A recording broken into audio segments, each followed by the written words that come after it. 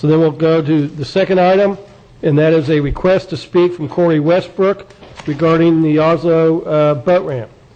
Good afternoon. Good afternoon. Welcome. Thank you. I am Corey Westbrook. My address is 1135 3rd Avenue in Vero Beach.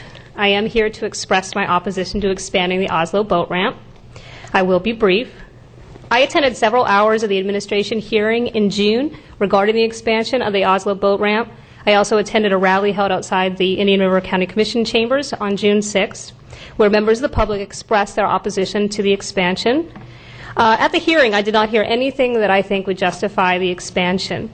I heard weak arguments that the ramp area is unsafe due to lightning and that the unpaved road allows for runoff that harms the seagrass and water quality. The county and St. John's Water Management District deny that the expansion would damage the seagrasses and fisheries, yet the agencies provided elaborate plans to mitigate the damage that would be done by the expansion.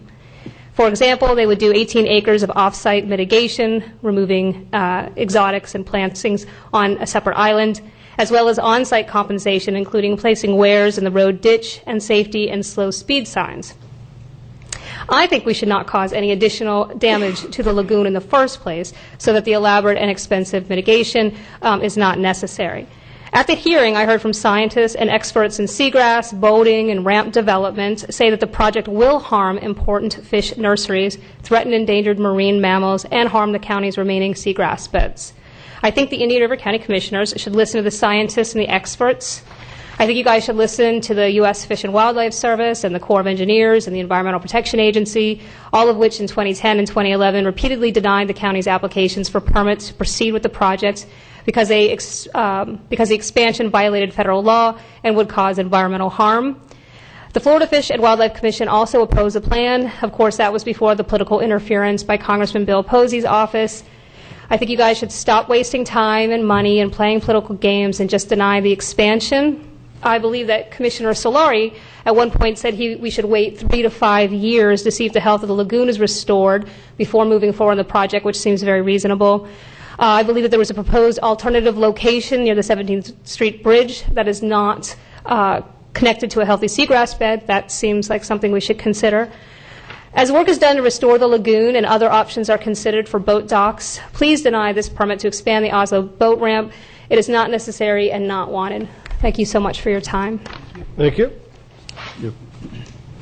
I just want to say two things on this. One is, if anybody from the prevailing side wanted to revisit tabling this for 3 to 5 years, I'd be happy to second it. But the second thing is, just to be fair to you four guys, who are often wrong, I don't think there's any political games or political interference here. So I just, when people, there are two sides to this issue. And I tend to think that the best thing to do is actually make sure that we do no harm and post-table it. But to get into other type of things that aren't germane to the issue, I just think clouds up and messes things up. I mean, I think that they're doing what they believe is right under the circumstances, and I just get offended when people talk about political games and political interference on something like this. It's a very important issue. There are two sides of it. And, again, if somebody wanted from the prevailing side wanted to actually table this for 3 to 5 years, I'd go along with it. But it just bothers me when people essentially start going down the name-calling route. Thank you. Thank you. Commissioner Solari?